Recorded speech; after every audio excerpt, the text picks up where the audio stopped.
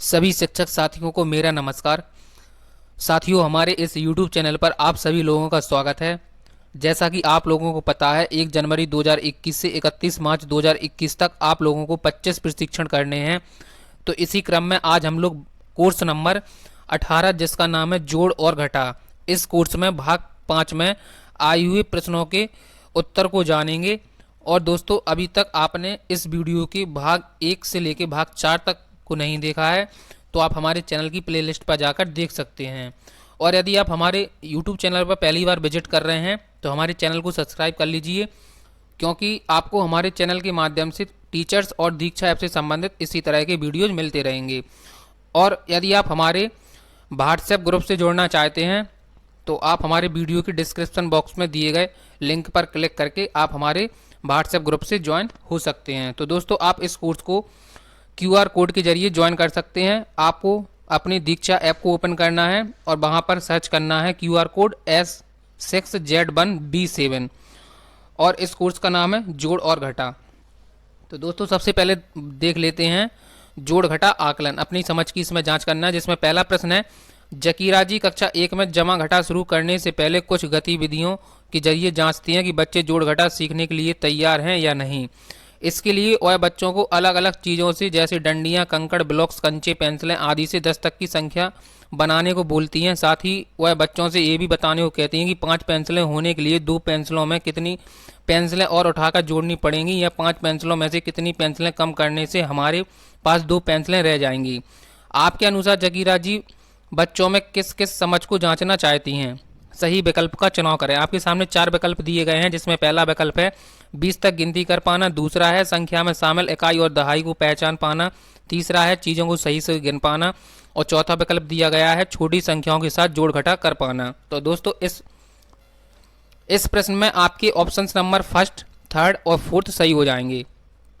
इसके बाद आप सबमिट बटन पर क्लिक करके आगे बढ़ जाएंगे तो आप देखेंगे आपका विकल्प सही है। आप इस एक्सप्लेनेशन को पढ़ लीजिए ताकि आपको क्वेश्चंस और अच्छे से समझ में आ जाए, और फिर इसके बाद आप जारी रखें पर क्लिक करेंगे और आगे बढ़ जाएंगे। इसके बाद क्वेश्चन नंबर 2 आएगा, नागेश्वर सर कक्षा 1 में जोड़ घटा पढ़ाने के लिए पाठ योजना तैयार कर रहे हैं। वह NCERT के दस्तावेज सीखने के प्रतिफल में दिए गए प्रतिफलों के लिए उपयुक्त गतिविधियां सोच रहे हैं। नीचे दिए गए प्रतिफल के लिए आप उन्हें कौन कौन सी गतिविधि चुनने का सुझाव देंगे?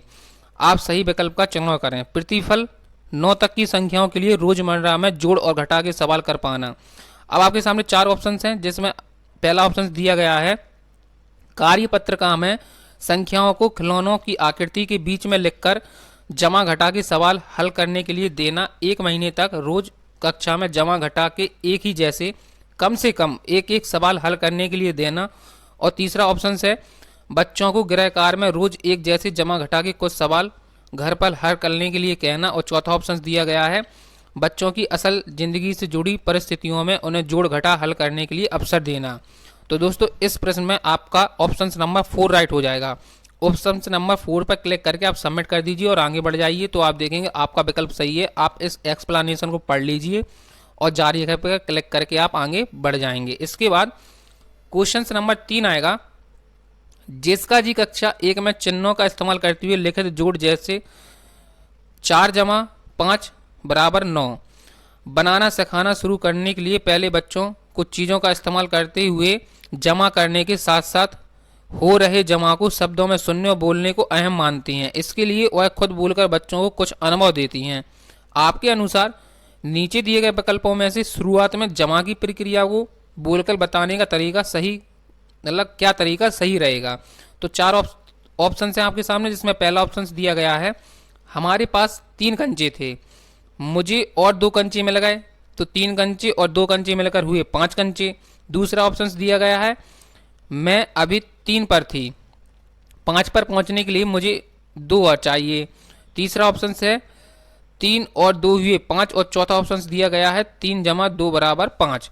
तो दोस्तों, इस प्रश्न में आपका ऑप्शन नंबर फर्स्ट और सेकंड सही हो जाएगा। इसके बाद आप सबमिट बटन पर क्लिक करेंगे तो आपको पता चलेगा आपका विकल्प सही है। आप इस एक्सप्लेनेशन को पढ़ लें और फिर जारी रखे पर क्लिक करके आगे बढ़ जाएंगे तो क्वेश्चन नंबर 4 आएगा।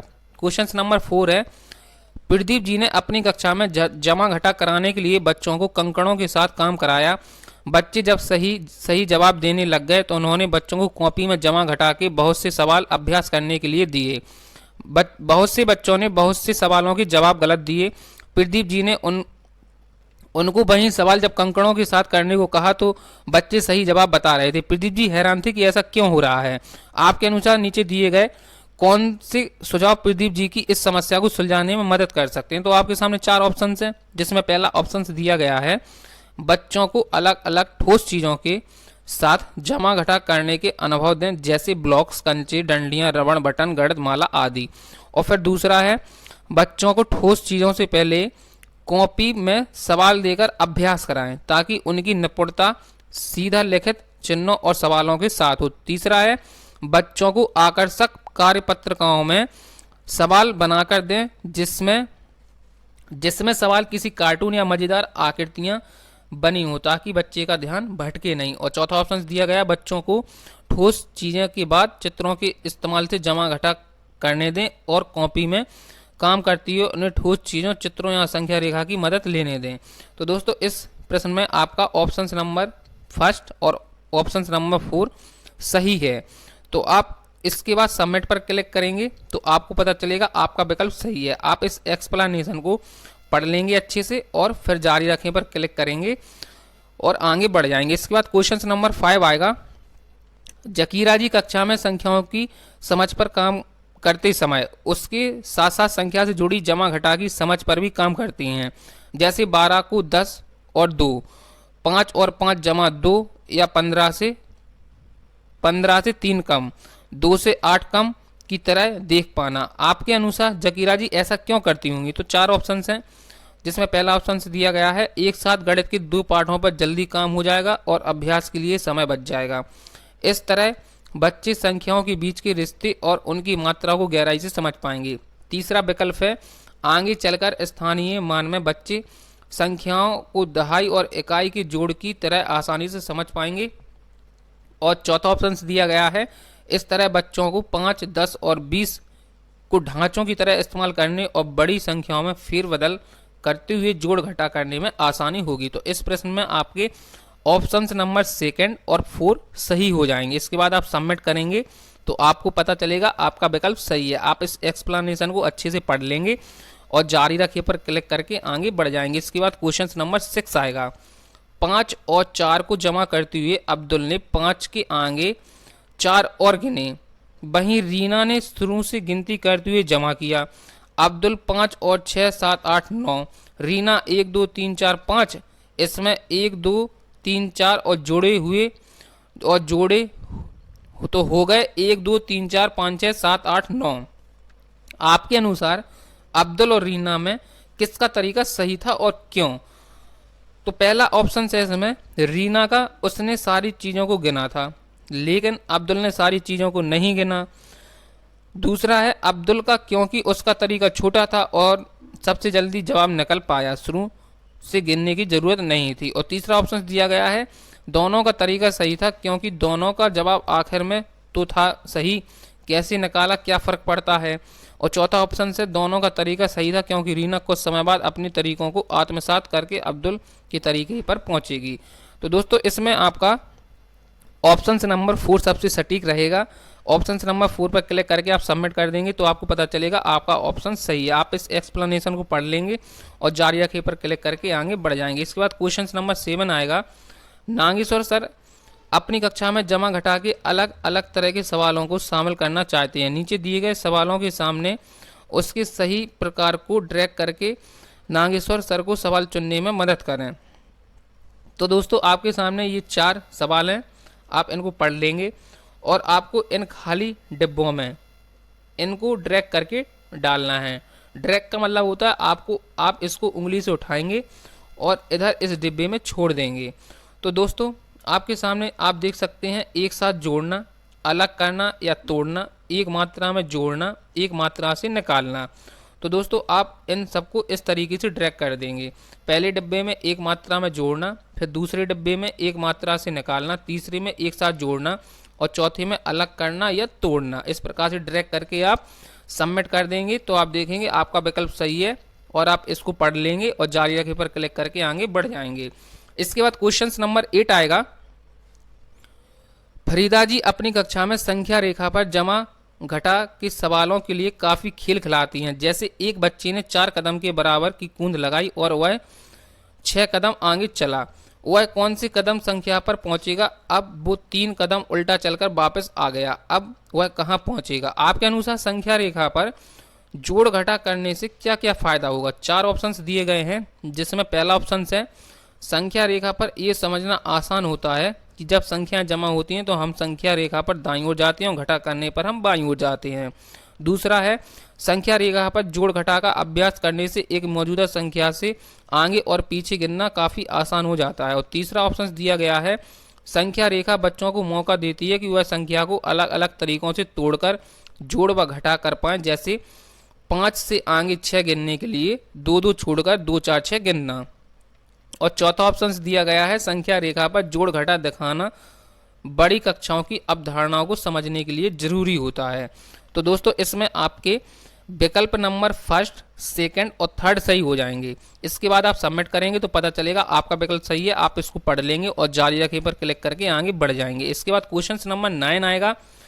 फरीदा जी अपनी कक्षा में 2 अंकों की संख्या जैसे 37 जमा 25 कराने से पहले 1 अंकों की संख्याओं के जोड़ तथ्यों जैसे 7 जमा 5 पर काफी ध्यान देती हैं और काम करती हैं। आपकी राय में 1 अंकों वाली संख्या की जोड़ तथ्यों पर अधिक ध्यान देने से क्या फायदा होगा? तो इसमें 5 विकल्प दिए गए हैं, जिसमें पहला विकल्प है बच्चों की इकाई दहाई की समझ मजबूत होगी। दूसरा है बच्चों को बड़ी संख्याओं का जोड़ घटा करने में आसानी होगी। तीसरा है बच्चों को जोड़ घटा तथ्य याद हो जाएंगे, वह जो है सीधे सीधे बिना सोचे इस्तेमाल कर पाएंगे। चौथा ऑप्शन दिया गया है बच्चों को जमा घटा के सवालों के लिए अंदाजा लगाने और मानसिक तौर पर हल सोचने में मदद मिलेगी। और चौथा ऑप्शन दिया गया है पांचवा दिया गया है बच्चे कभी किसी जोड़ घटा का गलत जवाब नहीं देंगे और सभी सवाल बिना कागज पेंसिल के ही कर लेंगे। तो इसमें जो सबसे सटीक आंसर्स रहेंगे ऑप्शन नंबर 2 और 4 आपके राइट हो जाएंगे। इसके बाद आप सबमिट करेंगे तो देखेंगे आपका विकल्प सही है। आप इस एक्सप्लेनेशन को पढ़ लेंगे अच्छे से और जारी रखें पर क्लिक करके आगे बढ़ जाएंगे। इसके बाद क्वेश्चन नंबर 10 है।